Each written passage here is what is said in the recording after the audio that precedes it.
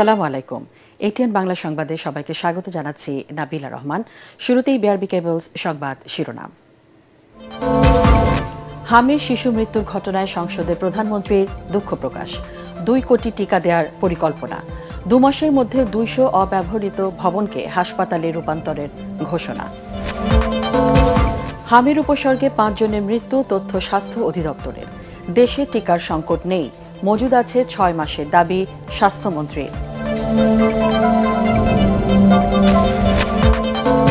জ্বালানি সংকটে ক্রয়াদেশ স্থগিত করছে বিদেশি ক্রেতারা, অর্ডার যাচ্ছে ভারতে। উদ্বিগ্ন বিসিআই সভাপতি। করমুক্ত আয়সীমা বাড়ানো ও কর হার কমানোর প্রস্তাব ব্যবসায়ীদের। দেশে খাদ্যশস্যের পর্যাপ্ত মজুদ আছে জানালেন স্বরাষ্ট্রমন্ত্রী। 36 টাকা কেজি দরে 5 লাখ টন বোরো ধান কিনবে সরকার। সংরক্ষিত নারী আসনে এনসিপির মনিরা শারমিনের প্রার্থিতা স্থগিত। জামাত জোটের 13 প্রার্থীর মধ্যে 12 জনের মনোনয়ন বৈধ।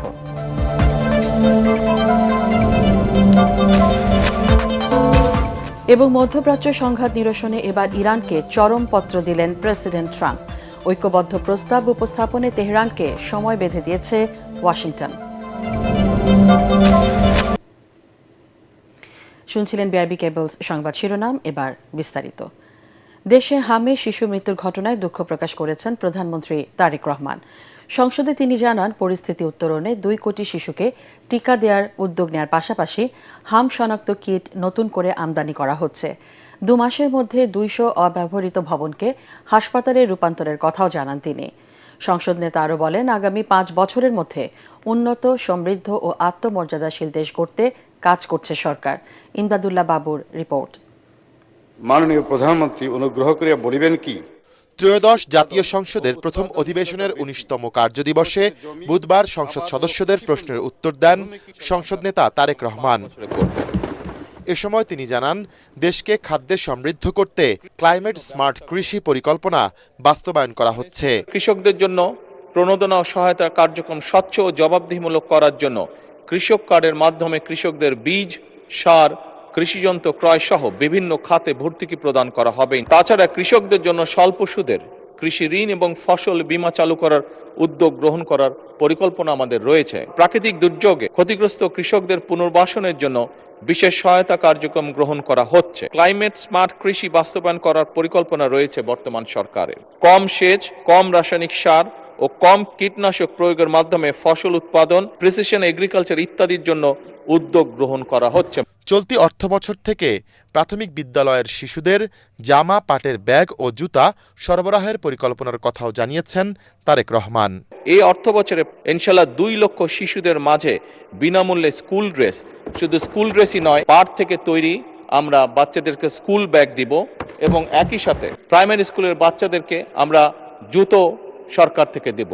হামের প্রাদুর্ভাব প্রসঙ্গে এক প্রশ্নের জবাবে ভয়াবহ পরিস্থিতির জন্য বিগত 2 সরকারের উদাসীনতাকে দায়ী করেছেন প্রধানমন্ত্রী।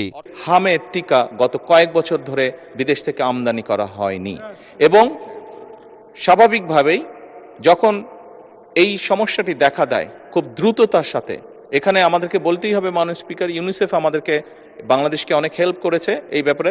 দ্রুত তারা হামের যে ভ্যাকসিনেশন সেটি খুব দ্রুততার সাথে পাঠিয়ে দেয়। টেস্ট করার যে কিটটি, এটির স্বল্পতা রয়েছে সঠিক, এটির ব্যাপারেও সরকার কাজ করছে। এর মধ্যে অনেক কিট এসে পৌঁছেছে। দুঃখজনক, আমরা অনেকগুলো শিশুর প্রাণ ঝরে গিয়েছে, আমাদের মাঝে থেকে চলে গিয়েছে, বাট সামনে আমরা চেষ্টা করছি যাতে আমরা এই পুরো সিচুয়েশনটাকে ম্যানেজ করতে পারি। জনগণের স্বাস্থ্য সেবায় সারা দেশে পরিত্যক্ত ভবনে সেবা কেন্দ্র গড়ে তোলা হচ্ছে বলেও জানিয়েছেন সংসদ নেতা। এই মাসের মধ্যে এই প্রায় 200-র মতন বিল্ডিং স্বাস্থ্য মন্ত্রণালয়ের কাছে হস্তান্তর প্রসেসটা কমপ্লিট হয়ে যাবে। মাস 2-এর ভিতরে এইগুলো শিশু এবং নারীদের চিকিৎসার জন্য এই বিল্ডিংগুলোকে উপযোগী করে গড়ে তোলা হবে। মাননীয় স্পিকার, সবার আগে বাংলাদেশ দর্শনে আগামী 5 বছরে বাংলাদেশকে নিয়ে সরকারের মহাপরিকল্পনার কথাও তুলে ধরেন প্রধানমন্ত্রী। সবার আগে বাংলাদেশ পররাষ্ট্রনীতির এই মূল দর্শনকে বিবেচনায় নিয়ে প্রতিটি ক্ষেত্রে বাংলাদেশের স্বাধীনতা, সার্বভৌমত্ব, জাতীয় স্বার্থ, জাতীয় নিরাপত্তা এবং জনগণের কল্যাণে সর্বাগ্রে প্রাধান্য দেওয়ার লক্ষ্যে কার্যক্রম শুরু হয়েছে। সমতা, ন্যায্যতা ও পারস্পরিক সম্মানের ভিত্তিতে বাংলাদেশকে একটি আত্মমর্যাদাশীল রাষ্ট্র হিসেবে প্রতিষ্ঠার লক্ষ্যে সরকার কাজ শুরু করেছে এবং কাজ করে যাচ্ছে। সকল মন্ত্রণালয় বিভাগে আগামী 180 দিন, আগামী 2026-27 অর্থ বছরে এবং আগামী 5 বছরের কর্মপরিকল্পনা প্রণয়ন করেছে। এই সকল উদ্যোগ আমরা বাস্তবায়নের চেষ্টা করছি একটি উন্নত, সমৃদ্ধ এবং মর্যাদাশীল বাংলাদেশ গড়ে তুলতে। সরকারের পরিকল্পনা বাস্তবায়নে সংশ্লিষ্টদের সহযোগিতাও চান সংসদ নেতা। মাননীয় সংসদ সদস্যকে একটি অনুরোধ করতে চাইবো, আপনি আমাকে যখন অ্যাড্রেস করেছেন আপনি মহামান্য শব্দটি মনে হয় ব্যবহার করেছেন, দয়া করে আমাকে এরপরে অ্যাড্রেস করার সময় কখনো এই কথাটি আর বলবেন না। ইমদাদুল্লাহ বাবু, ATN বাংলা, ঢাকা। হামের উপসর্গ নিয়ে 24 ঘন্টায় সারা দেশে আরও 5 জনের মৃত্যু হয়েছে। এদের মধ্যে ঢাকা বিভাগে 4 জন এবং চট্টগ্রাম বিভাগে 1 জন মারা গেছে। একই সময় হামে আক্রান্ত হয়েছে 129 জন। উপসর্গ নিয়ে হাসপাতালে ভর্তি 913 জন। এ নিয়ে মোট হামের রোগীর সংখ্যা দাঁড়িয়েছে 27,164 জনে। গেল 24 ঘন্টায় সবচেয়ে বেশি হাম আক্রান্ত হয়েছেন ঢাকা বিভাগে 122 জন। এদিকে দেশে টিকার কোনো সংকট নেই বলে দাবি করেছেন স্বাস্থ্যমন্ত্রী সর্দার সাখাওয়াত হোসেন বকুল। 6 মাসের হামের টিকার মজুত রয়েছে বলেও জানান তিনি।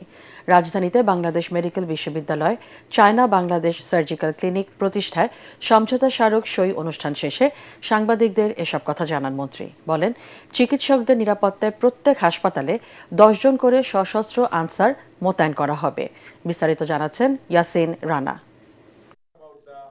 ঢাকা বেইজিং বন্ধুত্বে যুক্ত হলো নতুন আরেকটি অধ্যায়। চীনের সহযোগিতায় কুনমিং মেডিকেল ইউনিভার্সিটির সাথে জয়েন্ট সার্জিক্যাল ক্লিনিক প্রতিষ্ঠায় সমঝোতা স্মারক স্বাক্ষর করল বাংলাদেশ মেডিকেল বিশ্ববিদ্যালয়। জটিল অপারেশন বাংলাদেশের ডাক্তারদের প্রশিক্ষণে চীন ব্যাপক সহযোগিতা করবে বলে জানানো হয়। The China-Bangladesh Joint Surgical Clinic great success in its operation and tangible results. May the friendship between China and Bangladesh last forever. We have so many medical colleges in our country. I would request you to increase the exchanges of doctors, to have the hands-on training for our doctors, which will give a new dimension for you doctors only, and to enrich our medical syllabuses.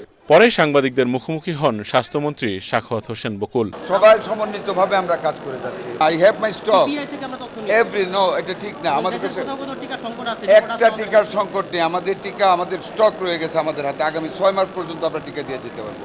তারপরেও স্টকের জন্য আমরা already আমরা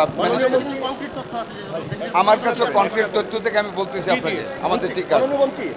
এ সময় ডাক্তারদের নিরাপত্তা নিয়েও সরকারের উদ্যোগের কথা জানান স্বাস্থ্যমন্ত্রী। আমাদের কিছু কিছু লোক আমাদের সম্মানিত ডাক্তারদের উপর আঘাত আনে। এই 1 ঘন্টা আগে মাননীয় প্রধানমন্ত্রীর সাথে বৈঠক হয়েছে, উনি নির্দেশনা দিয়েছেন আমরা 500 হসপিটালে ইনক্লুডিং অল দ্য উপজেলা, সকল উপজেলা হেলথ কমপ্লেক্সে আমরা 10 জন করে সশস্ত্র আনসার নিয়োগ করতে যাচ্ছি। দেশব্যাপী স্বাস্থ্যসেবা নিশ্চিতে সরকার 1 লাখ স্বাস্থ্যকর্মী নিয়োগ দিবে বলেও জানান মন্ত্রী। ইয়াসিন রানা, ATN বাংলা, ঢাকা। চট্টগ্রাম সরকারি সিটি কলেজে সংঘর্ষের ঘটনায় ছাত্রদলকে দায়ী করেছেন ডাকসুর ভিপি আবু সাদিক কায়েম। একই সঙ্গে জড়িতদের বিরুদ্ধে মামলা দায়েরের ঘোষণা দিয়েছেন তিনি। সকালে নগরীর পাঁচলাইশ এলাকার একটি বেসরকারি হাসপাতালে আহত শিবির কর্মী আশরাফুল ইসলামকে দেখতে গিয়ে তিনি এসব কথা জানান। সাদিক কায়েম বলেন, যারা হামলায় অংশ নিয়েছে তাদের শনাক্ত করা হচ্ছে। আহতদের কাছ থেকে তথ্য নিয়ে দ্রুত মামলা করা হবে। মঙ্গলবার সরকারি সিটি কলেজ ক্যাম্পাসের দেয়ালের গ্রাফিতিতে গুপ্ত শব্দ লেখাকে কেন্দ্র করে ছাত্রদল ও ছাত্র শিবিরের নেতাকর্মীদের মধ্যে উত্তেজনা দেখা দেয়। সকাল 10টা থেকে বিকেল 4টা পর্যন্ত চলে 2 দফায় সংঘর্ষ। এতে অন্তত 20 জন আহত হয়েছেন বলে দাবি উভয় পক্ষের। এই ঘটনায় 25 এপ্রিল পর্যন্ত কলেজ বন্ধ ঘোষণা করেছে কর্তৃপক্ষ। আমরা দেখতে পেয়েছি পুলিশের সামনেই এই ছাত্রদলের সন্ত্রাসীরা বহিরাগত নিয়ে এসে চাপাতি দিয়ে, হকি স্টিক দিয়ে তারা শিক্ষার্থীদের উপর, শিক্ষকদের উপর এবং ছাত্র শিবিরের নেতাকর্মীদের উপর হামলা করছিল। যারা এই ধরনের দায়িত্ব অবহেলা করেছে, পুলিশের যে সকল সদস্য ওখানে উপস্থিত ছিল, হামলার সময় ছাত্রদলের সন্ত্রাসীদেরকে যারা বাধা দেয় নাই তাদেরকে বিচারের আওতায় নিয়ে আসা হয় এবং একই সাথে দ্রুত সময়ের মধ্যে তদন্ত করে সবাইকে বিচারের আওতায় নিয়ে আসা হয়। চট্টগ্রাম সরকারি সিটি কলেজে ছাত্রদল এবং ছাত্র শিবিরের মধ্যে সংঘর্ষের ঘটনা উত্তাপ ছড়িয়েছে সংসদেও। এ নিয়ে বিতর্কে জড়ান সরকার ও বিরোধী দলের সংসদ সদস্যরা। খাগড়াছড়ি 2 আসনের সরকার দলীয় সংসদ সদস্য আব্দুল ওয়াদুদ ভূঁইয়া এ ঘটনায় বিরোধী দলের সমালোচনা করেন। এ সময় তার বক্তব্যকে অসংসদীয় বলে প্রতিবাদ জানান বিরোধী দলীয় নেতা ডাক্তার শফিকুর রহমান। পরে এ ঘটনার সুষ্ঠু তদন্ত ও বিচার দাবি করেন চাঁপাইনবাবগঞ্জ 2 আসনের সংসদ সদস্য মিজানুর রহমান। চট্টগ্রামের সিটি কলেজে যে ঘটনাটি ঘটেছে, আমি মাননীয় স্বরাষ্ট্রমন্ত্রী মহোদয়ের দৃষ্টি আকর্ষণ করে বলতে চাই, এই ঘটনার সচিত্র বিবরণ বিভিন্ন পত্র পত্রিকা এবং সোশ্যাল মিডিয়াতে এসেছে। কাউরি উপর দায় না চাপিয়ে প্রকৃত ঘটনার সত্যতা যাচাই করে এর জন্য কারা দায়ী তাদেরকে আইনের আওতায় নিয়ে আসার আমি আবেদন জানাচ্ছি। চট্টগ্রামের ছাত্রদল কি কথা বলেছে, গুপ্ত বলেছে। এই সংসদে আমরা নির্বাচিত হয়ে আসছি কথা বলার জন্য। বিরোধী দলের ভাইয়েরা আজকে কণ্ঠ চিপে ধরতে চায়। এতে মনে হচ্ছে বাংলাদেশে আগামী দিনে সুষ্ঠু ধারা রাজনীতি তারা করতে দেবে না, এটাই প্রতীয়মান হচ্ছে। প্রিয় ভাইরা, বিরোধী দলকে আমি এটাও বলে দিতে চাই, আমাদেরকে যারা ভোট দিয়েছে তারা আঙ্গুল চষবে না, বসে থাকবে না। প্রথমে আমি তীব্র প্রতিবাদ জানাই, এখানে যে অসংসদীয় ভাষা ব্যবহার করা হয়েছে এটা এক্সপান্ড করা হোক। 2 নম্বর, একজন সংসদ সদস্য সংসদের ভিতরে দাঁড়িয়ে যে হুমকির ভাষায় কথা বললেন, আমরা এতে আঘাত পেয়েছি এবং আমরা আমাদের ক্ষোভ প্রকাশ করছি। জনগণ বসে থাকবে না তার মানে কি? তিনি কি উস্কাই দিচ্ছেন জনগণকে বিশৃঙ্খলার দিকে? এগুলা সংসদীয় আচরণ না, মাননীয় স্পিকার। হাজার হাজার ছাত্র জনতা রক্ত দিয়েছে সেই গণতন্ত্রের জন্য। আজকে দাঁড়িয়ে যদি সেই গণতন্ত্রকে বিপন্ন করার জন্য যদি আমরা এখনই অসহিষ্ণু হয়ে উঠি, তাহলে আমরা কাদেরকে সুযোগ করে দিচ্ছি, এটি ভাবার জন্য আমি আমার বিরোধী দলের নেতৃবৃন্দর কাছে আমি অনুরোধ রাখবো। দেশের বর্তমান জ্বালানি সংকটে ক্রয়াদেশ স্থগিত করছে বিদেশি ক্রেতারা বলে জানিয়েছেন Bangladesh chamber of industries BCI সভাপতি আনোয়ারুল আলম চৌধুরী। আস্থা হারিয়ে অর্ডার ভারতে চলে যাচ্ছে বলেও জানান তিনি। এ অবস্থায় করমুক্ত আয়সীমা বাড়ানো সহ কর হার কমানোর দাবি জানিয়েছেন ব্যবসায়ীরা। জাতীয় রাজস্ব বোর্ডে প্রাক বাজেট আলোচনা সভায় এ দাবি জানান তারা। এ সময় দেশের স্বার্থে আইন মেনে কর দিতে ব্যবসায়ীদের আহ্বান জানান NBR চেয়ারম্যান তরিক ইসলামের রিপোর্ট। আমরা চাই ভ্যাটটা আইডিয়াল সিস্টেমে চলুক। 2026-27 অর্থ বছরের বাজেট প্রণয়নের পূর্বে NBR কার্যালয়ে ঢাকা ও ঢাকার বাইরের বিভিন্ন ব্যবসায়ী সংগঠনের সাথে জাতীয় রাজস্ব বোর্ডের এই প্রাক বাজেট আলোচনা সভা। এ সময় চলমান পরিস্থিতিতে ব্যবসায়ের নানান সীমাবদ্ধতার কথা তুলে ধরেন ব্যবসায়ী নেতারা। জ্বালানি সংকটে বাজার হারানোর শঙ্কার কথাও জানান তারা।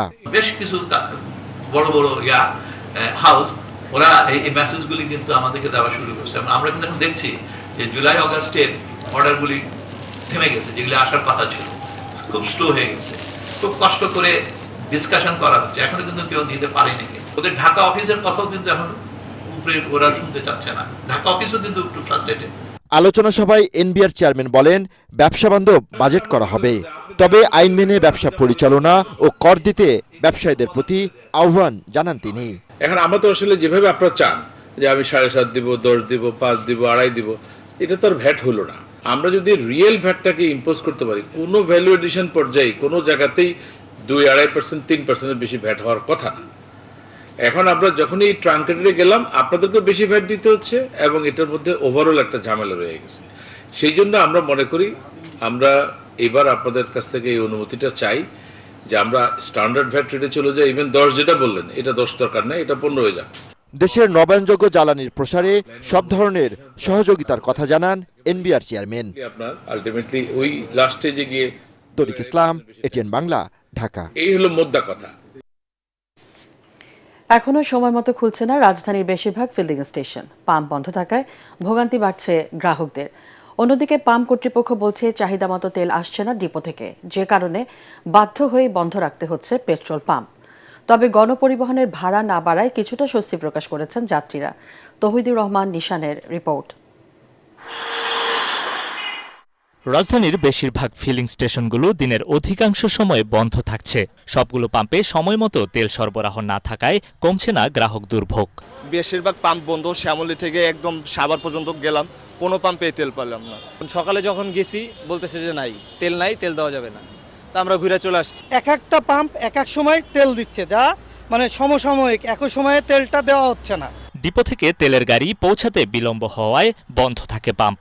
এছাড়া চাহিদার তুলনায় কম তেল আসাকেও দায়ী করছেন সংশ্লিষ্টরা। বাড়তি চাপটা হলো যদি অন্য পাম্পগুলোতে যদি একই সিস্টেম করে দিত তাহলে এখানে প্রেসারটা কম পড়তো। গাড়ি তো যারা আগের দিন যায় ওরা তো লাইন থাকে, আমাদের তো খালি করে পরের দিন ভোরবেলা যায়, ওই গাড়ির জন্য একটু সিরিয়াল বেশি থাকে। এদিকে পেট্রোল পাম্পগুলোর সামনে দীর্ঘ লাইনের ভোগান্তি না কমায় যাতায়াতে ব্যক্তিগত গাড়ি বাসায় রেখে পাবলিক ট্রান্সপোর্ট বেছে নিচ্ছেন অনেকেই। মোটামুটি এক সপ্তাহ ধরে বাসেই যাতায়াত করছে। গতকালকে এক্সাম শেষ হয়েছে, সেজন্য আজকে তেল নিতে আসে। তেল পাই না বা তেল পেলেও পর্যাপ্ত তেল পাচ্ছি না, সেজন্য বাধ্য হয়ে পাবলিক ট্রান্সপোর্ট ব্যবহার করে ক্লাস, অফিস এসবে যেতে হচ্ছে। জ্বালানির দাম বাড়ানোর বেশ কয়েকদিন পার হলেও রাজধানীতে বাড়েনি গণপরিবহনের ভাড়া, জানিয়ে সন্তোষ প্রকাশ করেছেন যাত্রীরা। তেলের দাম যখন কম ছিল তখনও বাড়ে নাই, আর এখন তো তেলের দাম মোটামুটি 15 টাকা করে বাড়ছে শুনছি যতটুকু, তবুও ভাড়া বাড়ে নাই। এখনো আগের মতোই আছে, 2-1 দিনের মধ্যে মনে হয় বাড়বে। বাস চালকরা বলছেন গণপরিবহনের ভাড়া না বাড়িয়ে জনসাধারণের দুর্ভোগ কমাতে তেলের দাম কমানো উচিত। তেলের দামটা যেন কমায়, কারণ কি আমরা তো মানুষ, তারাও তো মানুষ, যারা গাড়িতে চলে তারাও তো মানুষ, তারাও তো যাত্রী। এখন তারা যদি বলি 500 টাকা বাড়ায় দেন, তো লাগবে গাড়িতে মারামারি, সে তো দরকার নাই। তো অযথা একটা গ্যাঞ্জাম গাড়ির ভিতরে, যেন তেলের দামটা যেন কমায়, সাময়িক জন্য তেলের দামটা যেন কমায়। অন্যদিকে নির্দেশনা না আসা পর্যন্ত দূরপাল্লা এবং স্বল্পযাত্রার গণপরিবহনের ভাড়া না বাড়াতে নির্দেশনা দিয়েছে বাংলাদেশ সড়ক পরিবহন সমিতি। তৌহিদুর রহমান নিশান, এটিএন বাংলা, ঢাকা। মে মাস পর্যন্ত প্রয়োজনীয় জ্বালানি মজুদ আছে বলে জানিয়েছেন বিদ্যুৎ ও জ্বালানি প্রতিমন্ত্রী অনিন্দ্য ইসলাম অমিত। সংসদকে তিনি আবারও আশ্বস্ত করেন দেশে জ্বালানির কোনো সংকট নেই। এ সময় বিদ্যুৎ ও জ্বালানি মন্ত্রী ইকবাল হাসান মাহমুদ টুকু বলেন, ফিলিং স্টেশনে দীর্ঘ লাইন ষড়যন্ত্রের অংশ। তবে সংকট নিয়ে বিরোধী দলীয় নেতা ডাক্তার শফিকুর রহমান সরকারি দলকে আলোচনার প্রস্তাব দিলে তা গ্রহণ করেন সংসদ নেতা তারেক রহমান। সরকারের দায়িত্বশীল ব্যক্তিরা সংকটের কথা অস্বীকার করে বিভ্রান্তিকর দাবি জানাচ্ছেন।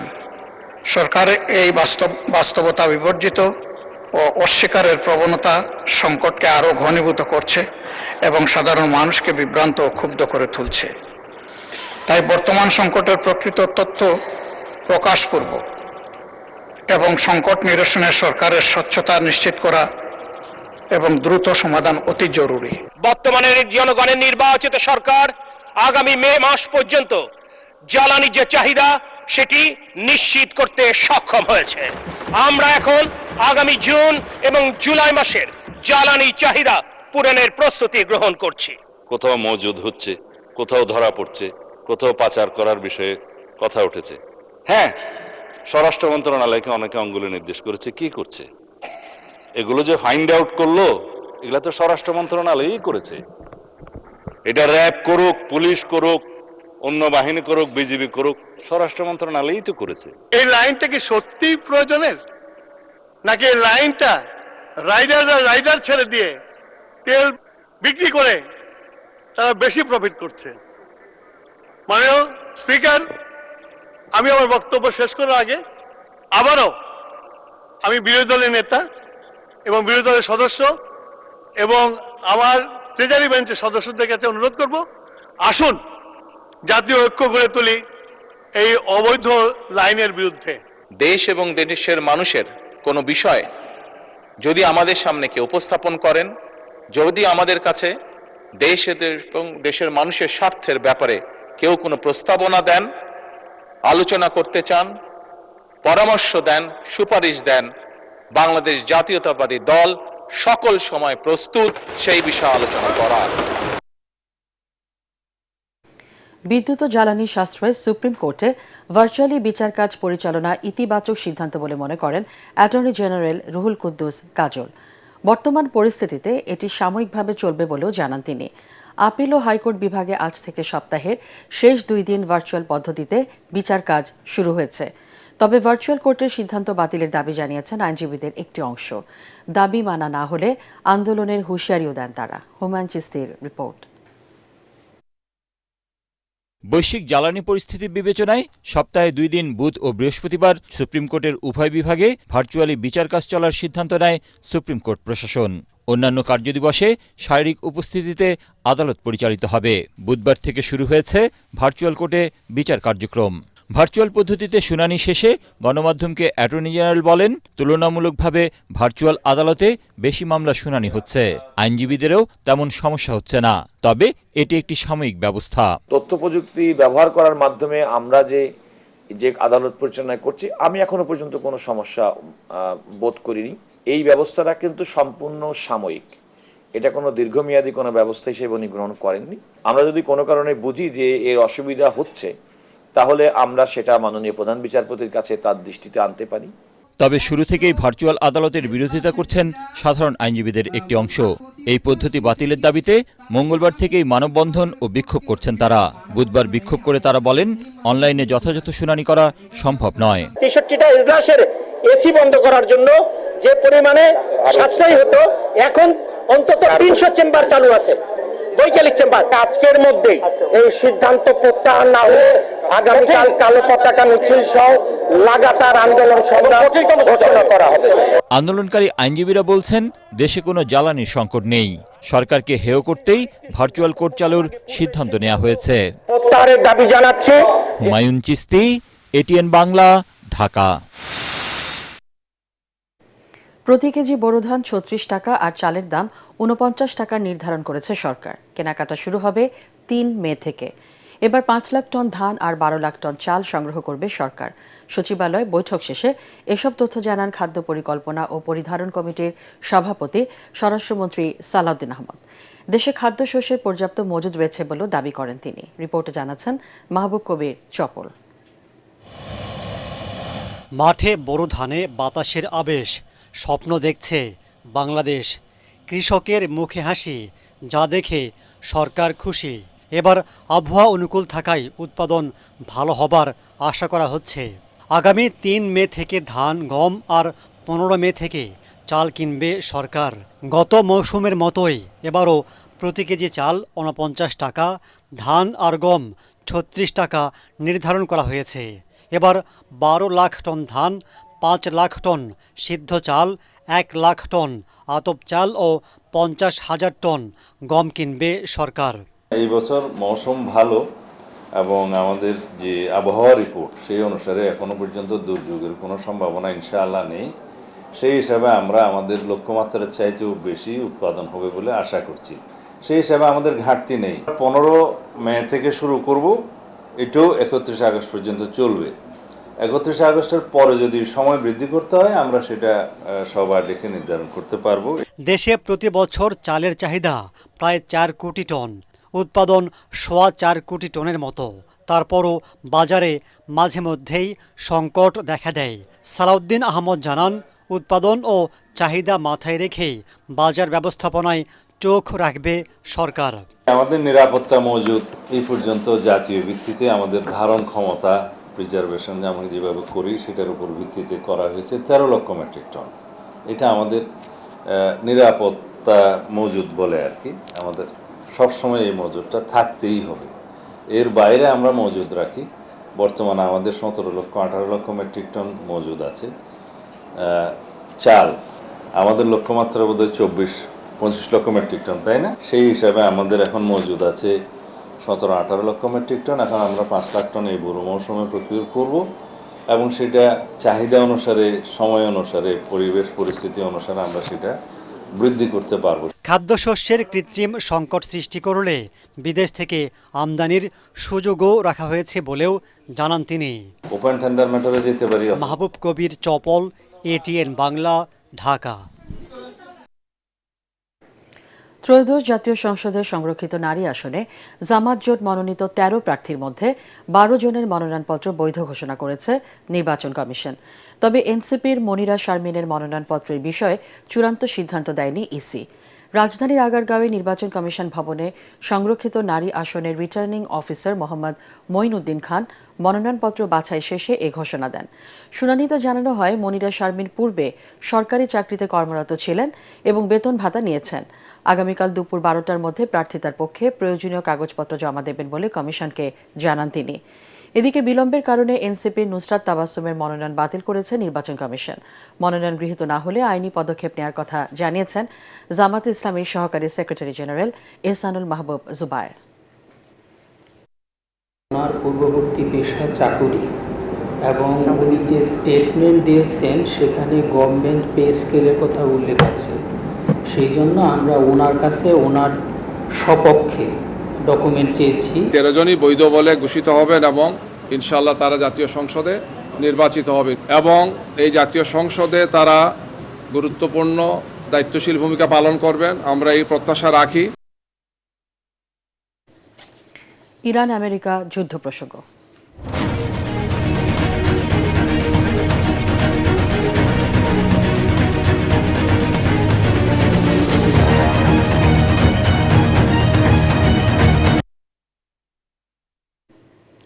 মধ্যপ্রাচ্য সংঘাত নিরসনে ইরানকে এবার চরম পত্র দিলেন মার্কিন প্রেসিডেন্ট ডোনাল্ড ট্রাম্প। একটি ঐক্যবদ্ধ প্রস্তাব উপস্থাপনের জন্য তেহরানকে সময় বেঁধে দিয়েছে ওয়াশিংটন। যুক্তরাষ্ট্রের হাতে ইরানি জাহাজ জব্দের কয়েক ঘন্টার মাথায় 2টি জাহাজ জব্দ ও একটি জাহাজে হামলা করেছে ইরানের বিপ্লবী গার্ড বাহিনী IRGC। এতে হরমুজ প্রণালী কার্যত এখনও অচল। পুরো বিশ্ব এখন তাকিয়ে আছে ইরান পাল্টা প্রস্তাবে কি শর্ত জুড়ে দেয় সেদিকে। বিস্তারিত জানাচ্ছেন আসিফুর রহমান সাগর। ইরানকে আলোচনার টেবিলে ফেরাতে এবার চাপের কৌশল বেছে নিয়েছেন মার্কিন প্রেসিডেন্ট ডোনাল্ড ট্রাম্প। CNN জানিয়েছে, তেহরানকে একটি সমন্বিত প্রস্তাব জমা দেওয়ার জন্য সময়সীমা বেঁধে দিয়েছে হোয়াইট হাউস। তবে কূটনৈতিক এই টানাপোড়েনের প্রভাব পড়েছে সরাসরি রণক্ষেত্রে। যুক্তরাষ্ট্রের হাতে ইরানি জাহাজ জব্দের কয়েক ঘন্টার মাথায় পাল্টা ব্যবস্থা নিয়েছে তেহরান। কৌশলগতভাবে গুরুত্বপূর্ণ হরমুজ প্রণালী থেকে MSC ফ্রান্সেসকা এবং এপামিনোন্ডাস নামের 2টি বিদেশি জাহাজ জব্দ করেছে ইরানের রেভলিউশনারি গার্ড IRGC। IRGC স্পষ্ট জানিয়ে দিয়েছে, এই জলপথে নিরাপত্তা বিঘ্নিত করাকে ইরান চরম সীমা লঙ্ঘন বলে মনে করে। ফলে বিশ্বের 1/5 তেল সরবরাহকারী এই রুটটি কার্যত এখনো অচল। এদিকে যুদ্ধের ক্ষত গভীর হচ্ছে ইরানের অভ্যন্তরীণ অর্থনীতিতে। চলমান সংঘাতে ইতোমধ্যে কাজ হারিয়েছেন 20 লাখের বেশি মানুষ। মার্কিন হামলায় ধ্বংস হয়েছে তেল, গ্যাস ক্ষেত্র সহ গুরুত্বপূর্ণ শিল্প অবকাঠামো। সেই সাথে ইন্টারনেট ব্ল্যাকআউট স্থবির করে দিয়েছে দেশটির ডিজিটাল অর্থনীতিকেও। সংকট নিরসনে দুতিয়ালি করছে পাকিস্তান।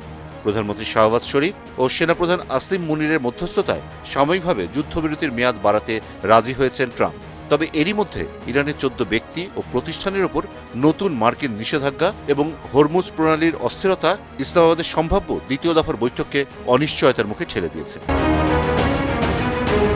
প্রেসিডেন্ট ট্রাম্পের ইকোনমিক ফিউরি বা অর্থনৈতিক ক্রোধের মুখে ইরান এখন দিশেহারা। একদিকে চরম অর্থনৈতিক মন্দা, অন্যদিকে সামরিক হামলার হুমকি। সব মিলিয়ে পারস্যের ভাগ্য এখন ঝুলে আছে আলোচনার টেবিলে। তেহরান কি প্রস্তাব দেয় সেদিকে তাকিয়ে বিশ্ব। আসিফুর রহমান সাগর, ATN বাংলা। কুমিল্লার বহুল আলোচিত তনু হত্যা মামলায় 10 বছর পর প্রথমবারের মতো এক সন্দেহভাজনকে গ্রেপ্তার করা হয়েছে। মামলায় আটক সিনিয়র ওয়ারেন্ট অফিসার হাফিজুর রহমানের 3 দিনের রিমান্ড মঞ্জুর করেছেন আদালত।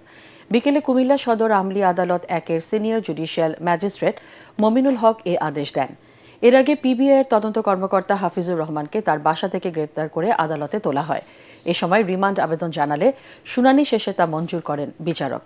2016 সালের 20 মার্চ সন্ধ্যায় কুমিল্লা সেনানিবাস এলাকায় টিউশনি করাতে গিয়ে নিখোঁজ হন ভিক্টোরিয়া সরকারি কলেজের ছাত্রী ও নাট্যকর্মী সোহাগী জাহান তনু।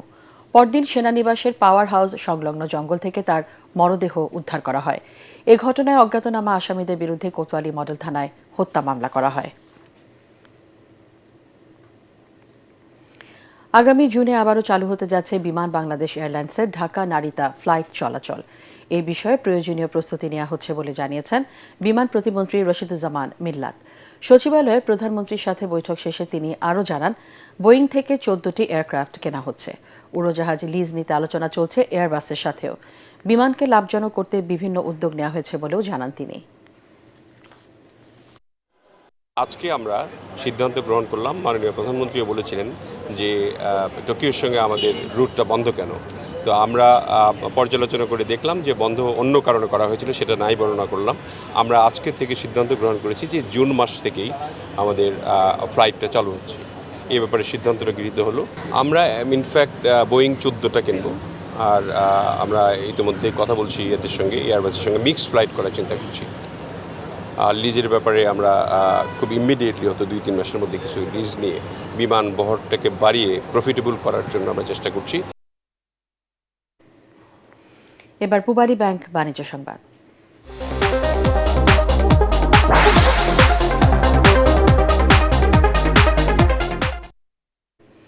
বাংলাদেশ জাপান দ্বিপাক্ষিক বাণিজ্য বিনিয়োগ সহযোগিতা বাড়াতে টোকিওতে মতবিনিময় সভা অনুষ্ঠিত হয়েছে। সেখানকার বাংলাদেশ দূতাবাসে মতবিনিময় জাপানের 30 জন শীর্ষস্থানীয় ব্যবসায়ী নেতা অংশ নেন। সভায় সভাপতিত্ব করেন জাপানে নিযুক্ত বাংলাদেশের রাষ্ট্রদূত মোহাম্মদ দাউদ আলী। তিনি বলেন, বর্তমান সরকারের অধীনে বাংলাদেশে যে সুসংহত গণতান্ত্রিক অগ্রযাত্রা সৃষ্টি হয়েছে তা বিদেশি বিনিয়োগকারীদের জন্য অনন্য সুযোগ ও আস্থার পরিবেশ তৈরি করেছে। বর্তমানে 3 শতাধিক জাপানি কোম্পানি বাংলাদেশে ব্যবসা পরিচালনা করছে। মেগা প্রজেক্টগুলোতে লাভজনক বিনিয়োগ জাপানিদের জন্য অনুপ্রেরণা হিসেবে কাজ করছে বলেও জানান দেশটির ব্যবসায়ীরা। আন্তর্জাতিক সংবাদ।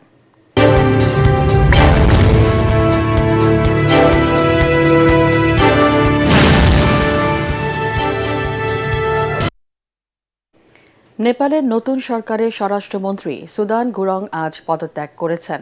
অর্থ পাচারের অভিযোগে তদন্তের মুখে থাকা ব্যবসায়ী দীপক ভট্টের সঙ্গে তার ব্যবসায়িক সম্পর্কের অভিযোগ নিয়ে সম্প্রতি বিতর্ক শুরু হয়। সেই বিতর্কের জেরেই শেষ পর্যন্ত পদ ছাড়লেন তিনি। সামাজিক যোগাযোগ মাধ্যমে পদত্যাগের ঘোষণা দেন গুরং। ফেসবুকে তিনি লেখেন, তদন্ত প্রক্রিয়া যাতে প্রভাবিত না হয় সেজন্য স্বরাষ্ট্রমন্ত্রীর পদ থেকে ইস্তফা দিচ্ছেন তিনি। প্রধানমন্ত্রী বালেন্দ্র শাহের নেতৃত্বাধীন বর্তমান সরকারের এটি দ্বিতীয় কোনো মন্ত্রীর পদত্যাগ। এর আগে গত 9 এপ্রিল শ্রম ও কর্মসংস্থান মন্ত্রী দীপক কুমার শাহকে বরখাস্ত করেন বালেন্দ্র শাহ। রাত পোহালেই পশ্চিমবঙ্গের বিধানসভা নির্বাচনের প্রথম দফার ভোট গ্রহণ। কড়া নিরাপত্তা আর বিধিনিষেধের মধ্য দিয়ে বৃহস্পতিবার সকাল 7টা থেকে শুরু হবে ভোট। নির্বাচনে মূল লড়াই হবে বর্তমান শাসক দল তৃণমূল কংগ্রেস এবং প্রধান বিরোধী দল বিজেপির মধ্যে। পশ্চিমবঙ্গের মোট 294টি আসনের মধ্যে প্রথম দফায় কাল 152টি আসনে ভোট অনুষ্ঠিত হবে। দ্বিতীয় দফায় বাকি 142টি আসনে ভোট হবে 29 এপ্রিল। এছাড়া উত্তরবঙ্গের দার্জিলিং, মালদা ও মুর্শিদাবাদের আসনগুলোতেও রয়েছে হাড্ডাহাড্ডি লড়াইয়ের আভাস।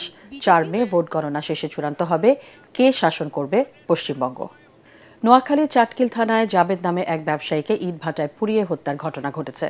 সকালে ঢাকা রিপোর্টার্স ইউনিটিতে সংবাদ সম্মেলনে নিহতের স্ত্রী শারমিন আক্তার এমন অভিযোগ করেছেন। অভিযোগ করেন, সন্ত্রাসী রাশেদ ও আশরাফ চাটখিলের প্রভাবশালী হওয়ায় তাদের বিরুদ্ধে পুলিশ কোনো ব্যবস্থা নিচ্ছে না। ভুক্তভোগী নারী ও তার সন্তানের জীবন হুমকিতে রয়েছে উল্লেখ করে প্রধানমন্ত্রীর কাছে স্বামী হত্যার সুষ্ঠু বিচার চেয়েছেন তিনি। এবার খেলার খবর।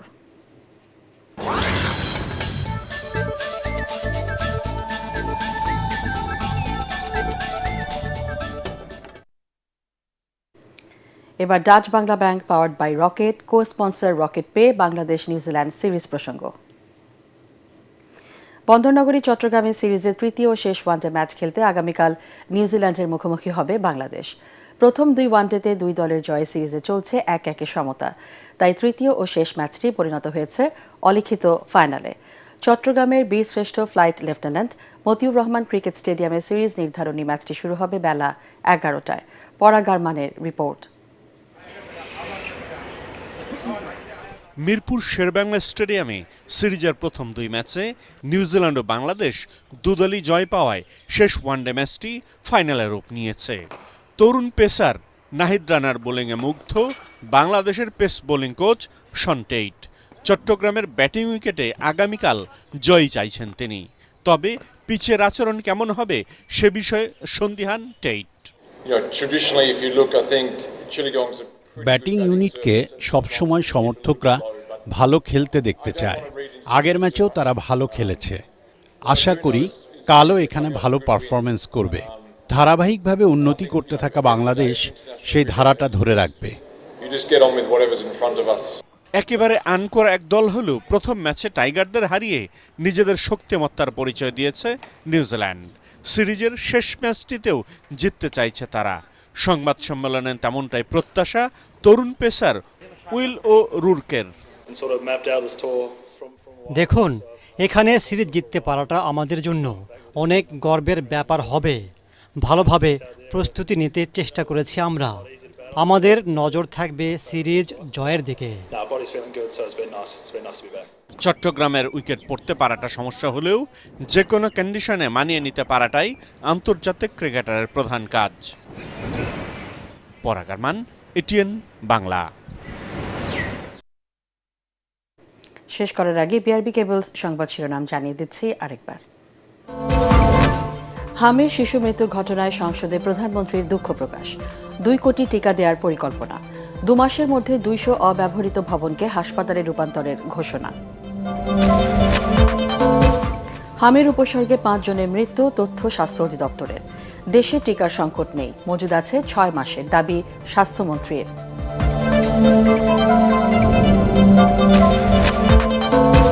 জ্বালানি সংকটে ক্রয়াদেশ স্থগিত করছে বিদেশি ক্রেতারা, অর্ডার যাচ্ছে ভারতে। উদ্বিগ্ন বিসিআই সভাপতি।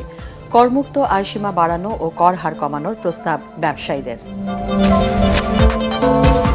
দেশে খাদ্যশস্যের পর্যাপ্ত মজুদ আছে জানালেন স্বরাষ্ট্রমন্ত্রী। 36 টাকা কেজি দরে 5 লাখ টন বোরো ধান কিনবে সরকার।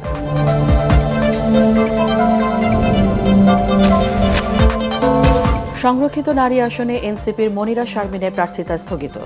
জামাত জোটের 13 প্রার্থীর মধ্যে 12 জনের মনোনয়ন বৈধ।